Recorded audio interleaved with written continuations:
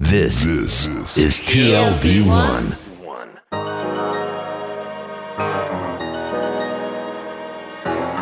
The Tel Aviv Review. Hello and welcome to the Tel Aviv Review. I'm your host, Gilad Halpern. Every week we bring you conversations with authors about the books and research and other things that we like. And if you're like us, please consider becoming a Patreon supporter by going to our homepage. That's tlv1.fm/Tel Aviv Review. Scroll down to the bottom and click the big red button that says Patreon. Click and support us. Some of you have been doing this for months and years, and we cannot thank you enough. This episode is part of a series in partnership with the Israel office of the Konrad Adenauer Foundation that we like to call Israel Behind the Headlines, delving deep into and unpacking issues underlying our lives here in Israel. My guest today is a veteran journalist who has reported from Israel for the New York Times since 2007. Her second book, The Land of Hope and Fear, Israel's Battle for Its Inner Soul, has just been published by Knopf Penguin Random House. Isabel Kershner, hello and welcome to the Tel Aviv Review. Thank you for having me. So you've been covering Israel for decades, having written thousands of papers, articles, whatever about this country. And I'd like to know at what point you said to yourself, I need to write a book. My newspaper articles are just not enough for what I want to say. And what was it that was missing that you thought a book could capture? Well, I wrote a first book many years ago. And after that, I think I swore I wouldn't write another one. But as the years went on, obviously that itch comes back. Writing a book gives you so much more freedom than you have writing for your newspaper or website. Why is that?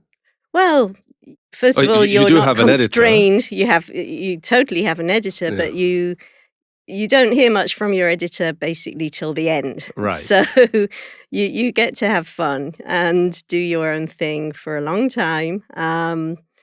But you have the space. You're not constrained by either, tight time deadlines or 1,000-word limits. You get to express yourself. You get to put in all that descriptive color that gets cut out of your articles for the paper when they run over the limit. Yeah, so in terms of content, really, what sort of benefits did it yield, all this freedom? So you get to delve. You get to delve deeply. You get to go out, meet people, either people you've always wanted to go and meet for some reason and never really had the reason or time to, or random people that you've come across who turn out to be fascinating because almost everybody in this country has a story. But this is not something that you do on a day-to-day basis. I do that, but this gives you the liberty to take it wherever you want, to go back in time, to look at the generational changes in the country, and how it does or doesn't all fit together in a way that any single story for a paper just can't do. Mm-hmm. So what was the when did the itch come back? Was it a certain development, political development, or something like a phenomenon that you put your finger on and said, okay, this requires something deeper, broader? Well, it's actually the impetus didn't come from me, surprisingly enough. There was an editor at Knopf, at the publishers, the vice president, Jonathan Siegel, who was looking for somebody to write a book. He said that he used to know who the Israelis were, and he no longer felt that way. He had no idea. And he wanted somebody who could explain who the Israelis are today. Mm-hmm. And a mutual friend made the match. When he first approached me with the idea, I just instinctively and immediately said, that is exactly the book I am ready to write and really want to write. And you can't write a book unless you're pretty passionate about the subject, because it's an undertaking.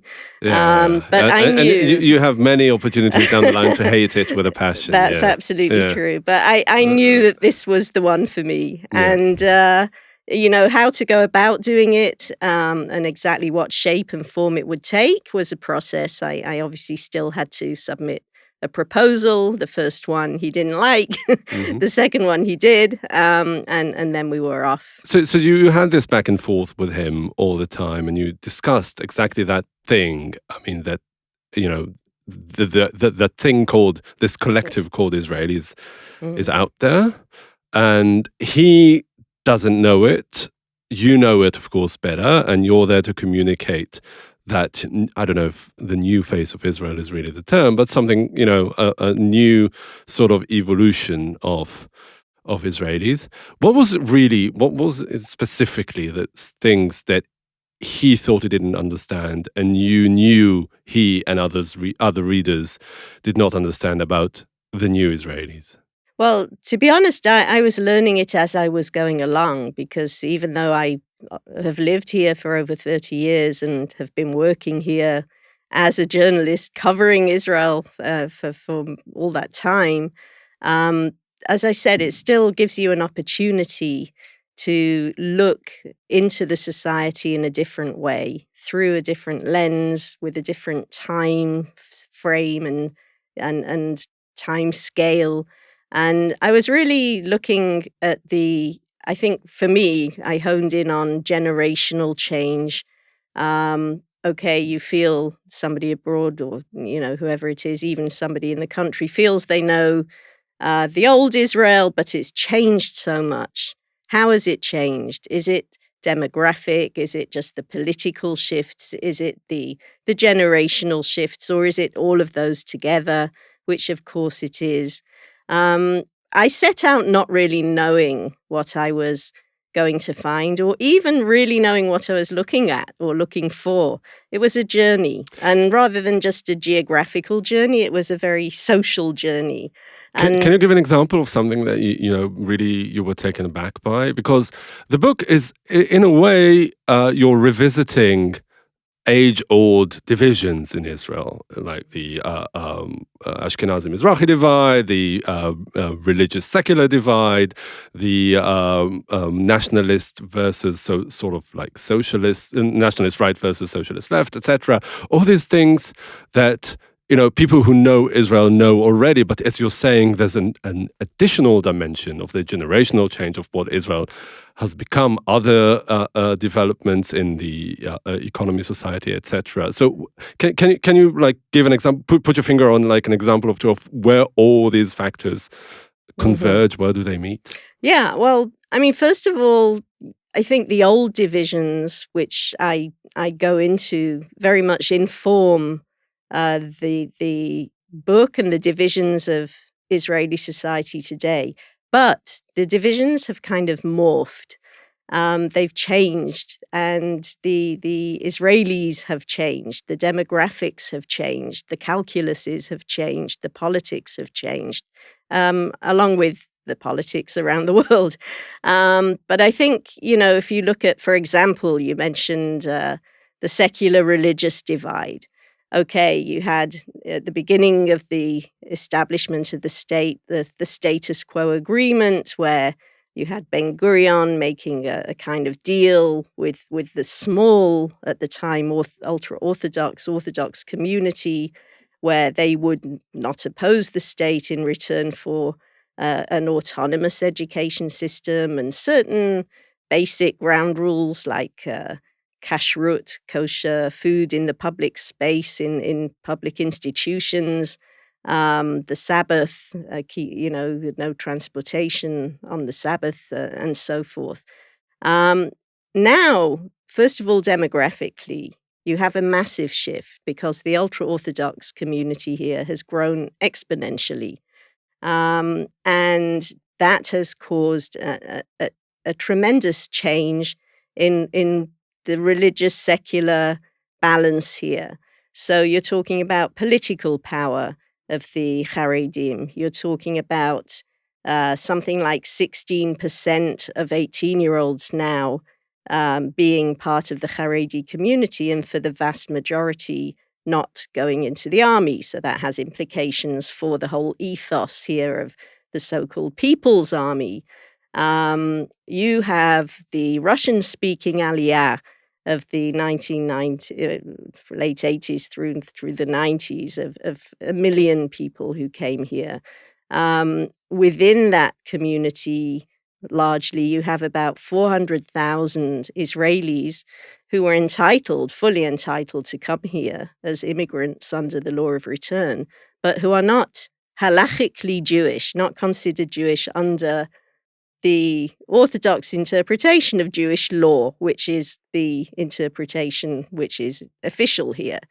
And, Reform Judaism, which is, and conservative Judaism, all those liberal, progressive streams, which are the majority of North American Jews, at least, who are affiliated with, those are not recognized officially here.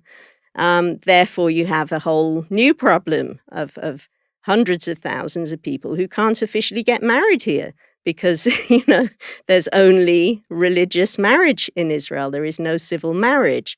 What we're seeing today is kind of chaos because that old status quo agreement that left the chief rabbinate, which has become increasingly strictly Orthodox, in charge of all these life cycle events like marriage and divorce, you're just finding not only the, members of the Russian-speaking community who aren't Jewish doing their own thing, but increasingly huge numbers of Israelis from mainstream Jewish families deciding to opt out of that.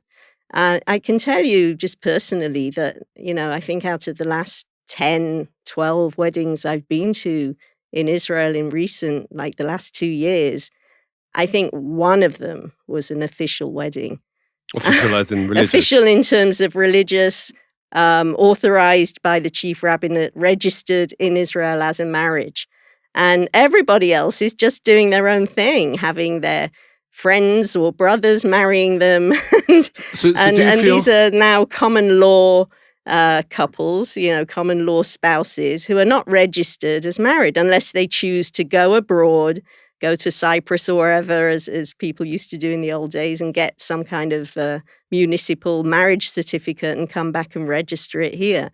But many people are not even bothering to do that. So it's all changing. It's all breaking down. It's chaos. So this is really my question. Is it really changing and breaking down, or is it really just the same old problems, only amplified because of, demographic changes, etc.? And if it is, are we nearing breaking point? Well, look, we're nearly 10 million people now. So everything gets magnified and amplified. Divisions seem more fundamental. And, you have a changing of the guard as well, with the kind of new elites here and the old elites being discounted as privileged, entitled, no longer relevant people. And I think I had one kind of aha moment, working on this book, where I realized, probably when I was 3 chapters into my first draft, that what I was actually writing about in terms of contemporary Israel was Netanyahu's Israel to a large extent. Books have been written about Netanyahu, but not so much about the Israel that he has shaped, because he's the longest serving prime minister we've had. He overtook Ben-Gurion a couple of years ago, and of course came back into power in the November election, and has very much shaped the country for good and for bad in his image, in a way. So on the one hand, you have the very innovative, dynamic, high-tech Tel Avivi society, which has thrived and which he had a lot to do with building up. And he, of course, has played an outsized role on the world stage in terms of Israel's standing. But on the other hand, he's been a very divisive leader, especially in the last 3-4 years since he's been under investigation and then charged with corruption and is now on trial. And, has become increasingly divisive. And I think this is all coming together. You see the shifts in the politics and the leverage of the different sectors of society as they've grown stronger in numbers. You see the divisiveness and the toxic rhetoric here. You see the rise of identity politics, which, reflects to a large degree what's happening elsewhere in the world. It's not unique to But Israel. also it's reflecting the true character of Israel that is made all out coming of... out, yes. Yeah. So you can look at it, you can put a positive spin on it and a negative spin on it. On the one hand, you can look at, like, Israel is becoming truly pluralistic, thanks to Netanyahu or not, that's really up to your interpretation. But all sorts of voices and communities that had been marginalized are now taking center stage, both in terms of speaking out and also exercising their political power. And the negative way to look at it is saying that Israel is becoming a society in overload. I mean, that these divisions are we're just sitting on a powder keg. Right. I mean, the way I look at it, Gilad, on the one hand, if you look in the past, what if you ask the question, who are the Israelis or what are the Israelis? I don't think maybe there ever was one answer. But if you look in the early years of the state or the early decades of the state, and even pre-state, there were huge divisions. I mean, the Jews were fighting each other, but, everybody had some kind of common purpose.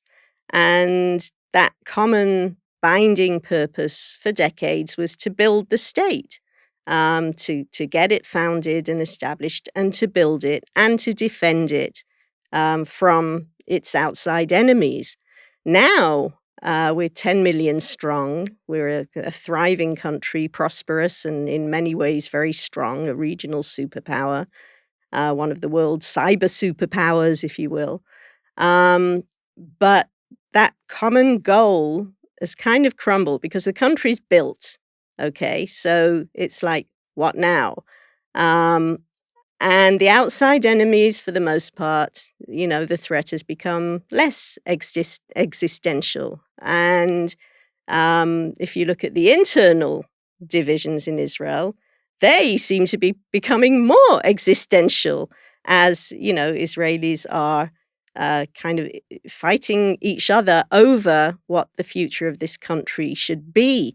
There is no consensus and there is no common vision. There are totally competing and contradictory visions. If you take a millennial settler in an outpost in the West Bank, for example, in Esh Kodesh, where I spent some time for the book, and compare their vision of where Israel should go and what it should be with that of a secular, the archetypal secular Tel Avivi, or a Mizrahi activist from Beit Shean, or, wherever, or an ultra-Orthodox young journalist working in a digital Haredi site in Bnei Brak. I mean, everybody has a completely different vision of what this country should be and where it should go. But then, there is the big but, and the but then is, yes, there is this multicultural Israel now. Everybody has a place in it and is proud to have a place in it and is fighting for its place in it very passionately. Nobody here is apathetic, which is, more than you can say for a lot of countries today, I guess, and populations. There is an incredible, while the melting pot idea is kind of not so much today, you're much more looking at a multicultural society. There is nevertheless an incredible sense of Israeliness. There is an Israeli identity. There is an incredible culture, Hebrew culture, and in Arabic too, and in Russian increasingly, as the young generation of activists who call themselves the 1.5 generation, who came here as children and grew up in Russian-speaking homes but went to Hebrew-speaking schools. They are now fighting to have Russian culture kind of recognized here and admired here, and in the same way that people kind of love Moroccan food, you know. So everybody's fighting for their vision, but everybody in the end, you know, even the Palestinian Arab minority here, let's take that as another just last example. Their identity is very much unique. They are Palestinian Arab Israelis. They are not like Palestinians in Jordan or Gaza or the West Bank or Detroit. They have a very strong sense of here. Yeah. And all these divisions and this fight for Israel has now come to the fore with the events of the last few months, the attempts at a judicial overhaul and the backlash in the form of a protest movement. And my question to you is, how many times did you have to rewrite your drafts based on how the events were progressing and went so quickly? Would that I have had the chance. No, actually, to be honest, I did not need to rewrite a word. What I did try and do was sneak in some, you know, updates along the editing process. But essentially, I finished writing this book in the fall of 2021. I submitted the completed manuscript. So it was when Netanyahu was out of office already, right? Exactly. Mm-hmm. It was the Bennett-Lapid Kumbaya government. Yeah. And I had written this book all about divisions. Yeah. So little did you know, yeah. Yeah.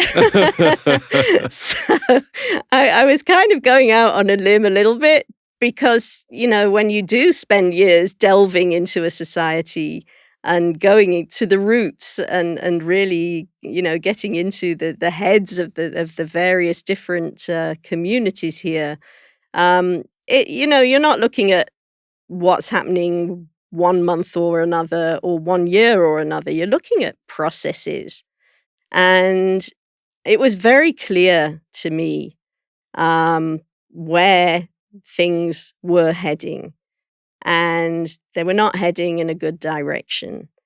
And although we did have this kind of hafuga in Hebrew, a kind of timeout for 1.5 years where everything was kind of put on hold and we had this nice coalition, a very inclusive coalition of left and right parties, and even the Islamist party Ram joining the coalition, and Bennett, who had come from a fairly far-right position, being totally pragmatic and being BFs with the centrist Lapid, and everything seemed so harmonious for a while. But it was very clear, even then, that this was a kind of veneer and beneath the surface and not very far beneath it. So you weren't we could surprised. all feel that, you know, this was a kind of temporary holding situation. I couldn't predict that Netanyahu was coming back, and I tried not to be predictive. And the surge of the far right as well. And the far right fringes. Yeah. But if you read the book, it's all there. I mean, the far right were rising. They were being legitimized. And once they were being legitimized, they weren't going to be just going away. And it was clear to me where this was going. And in a way, I think what we're seeing now with the judicial overhaul and the protest movement and the whole upheaval that we're seeing, you know, perhaps this is just a kind of promo or glimpse of of the future, because demographically, politically, socially, this is where the country's going, unless there's some kind of serious correction course being taken. So it seems to me that when you, I mean, you're a journalist and you're making a visible effort to to be impartial. You're not taking sides, but it seems to me that you two are, in a way, lamenting the loss of old Israel without saying that the new Israel is necessarily worse, but you're looking somewhat wistfully at the way Israel was. You're talking about it with a great deal of affection. Am I wrong in having this impression? I certainly empathize with the older generation and their descendants who were considered kind of the salt of the earth, who went out to pioneer and build up their farms and collective communities in not easy parts of the country in many cases, and are now kind of feeling very bereft, like, where's my country gone? What place do I have it in it anymore? Because they became objects of a very cynical ridicule to some degree, as if they were entitled. And yes, they for a long time the Mapai did rule this country in a very high-handed manner. I mean, while I empathize with many of these people, I don't think I was sparing in my criticism either of, how it felt from the other side. I mean, you have Yoska Nachmias, the old Etzel guy from the Altalina, who could not get himself a job because he didn't have a little red book and didn't belong to the right party. Didn't belong to the right side. Yeah. And you had periods where the kibbutz movement was definitely kind of coasting along, living on debt, and in a way, yes, living a kind of privileged lifestyle to a degree. So I kind of empathize, but I'm also, have my criticisms. But definitely just the shift with and the I think what gets to me and many people here is not just that these old elites lost their place. I mean, that happens. Socialism is out in Israel. And not just in Israel. Not just in Israel.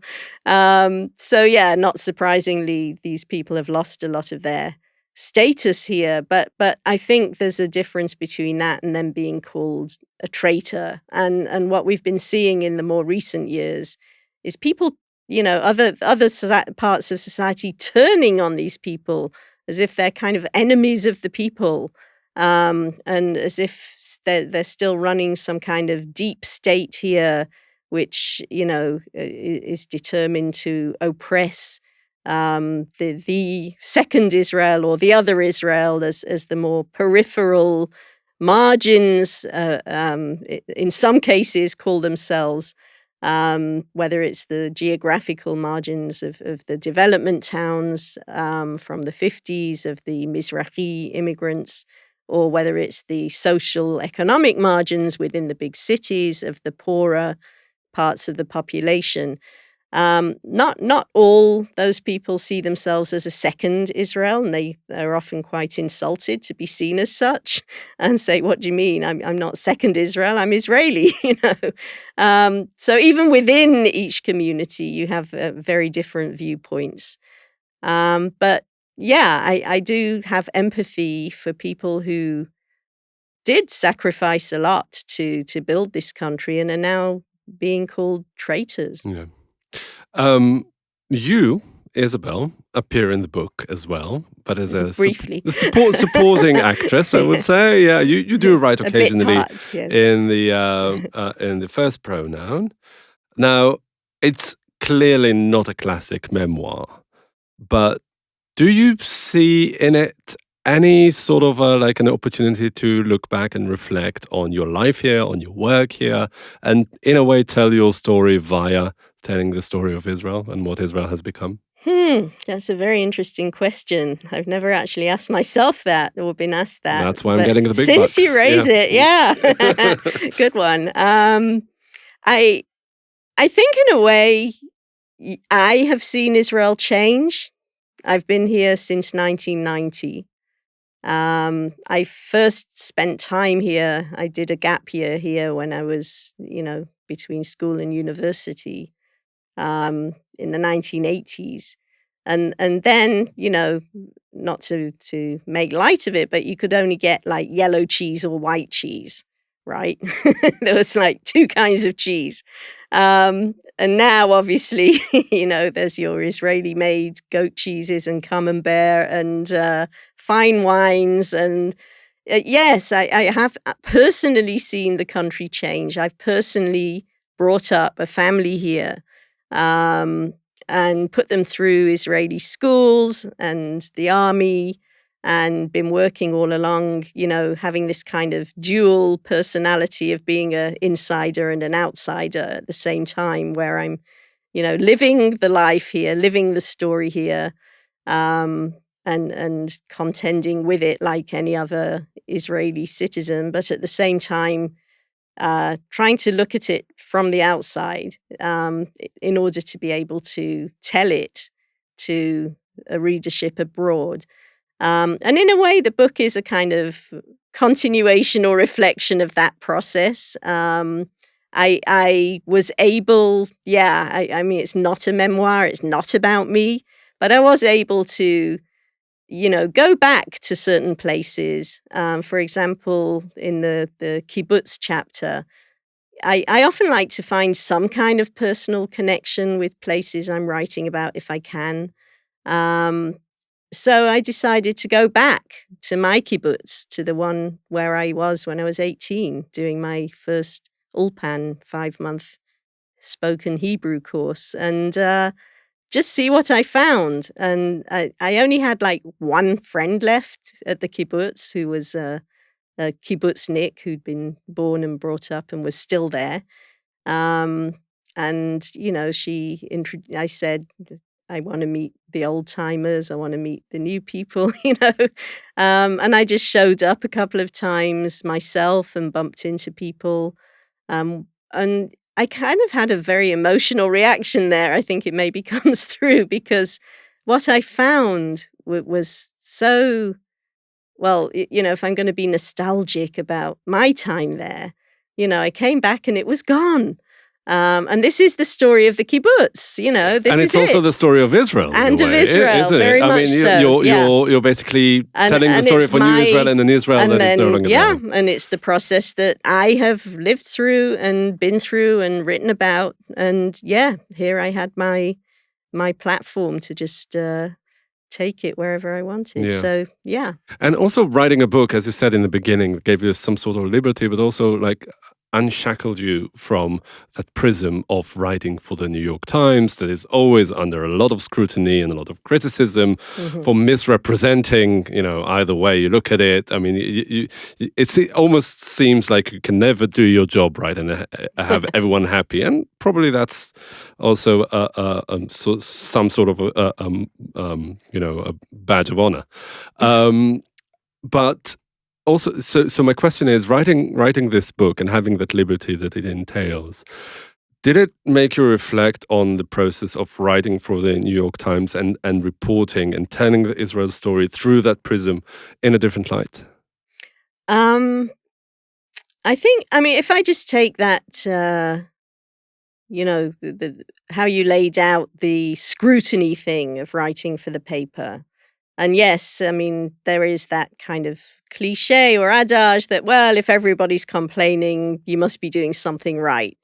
I don't necessarily subscribe to that. Maybe you're doing everything wrong, Everybody could be wrong, yeah. Occasionally, not occasionally, quite often, people do have constructive criticism, which I try to take on board. And still, I'm not somebody that blocks criticism unless people are being really hateful and rude. But, if people have something constructive to say, I'm all ears, you never stop learning. And I think, honestly, that writing the book wasn't too different for me. Yes, I was liberated from word limits and tight deadlines. And I had a little more freedom to express myself and, go a little deeper into my own analysis and perspective of on all of this.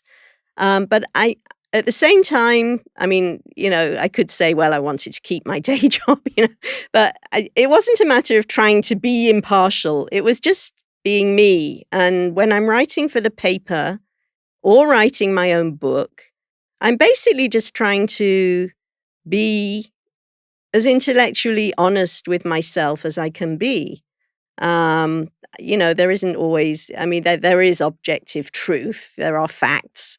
There is also, that whole, are you going to empathize with one side and not the other? Well, maybe it comes through in the book that I might empathize more with one sector than another, or feel more identity with myself with one or another, or feel more concerned about, the actions of one side or another.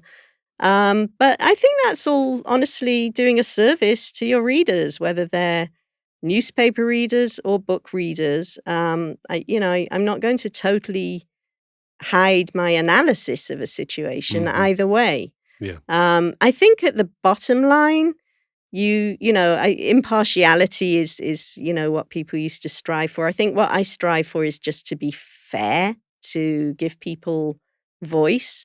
And I think that in a book, you can just do that so much more than you can in a newspaper article. And whether you agree or disagree with somebody, you can give them voice. You give them space to express themselves. You can then tell people what you think about what they said. But, at the end of the day, they are getting a voice. Yeah. You can also be fair to